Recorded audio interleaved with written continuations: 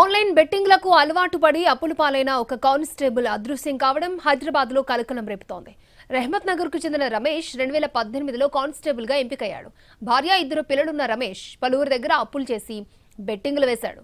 Bank నుంచి 3 లక్షల రూపాయలు లోన్ కూడా తీసుకున్నాడు. లోన్ కట్టడానికి బ్యాంకుకు వెళ్తున్నానని చెప్పి ఇంట్లో నుంచి వెళ్లిపోయాడు. తిరిగి రాకపోవడంతో రమేష్ అదృశ్యమవడంతో అతని భార్య మల్లీశ్వరి మధురానగర్ పిఎస్లో ఫిర్యాదు చేసింది. తన భర్త ఆచూకీ కనిపెట్టాలని పోలీసులను కోరింది. మిస్సింగ్ కేసు నమోదు చేసి దర్యాప్తు చేపట్టారు పోలీసులు.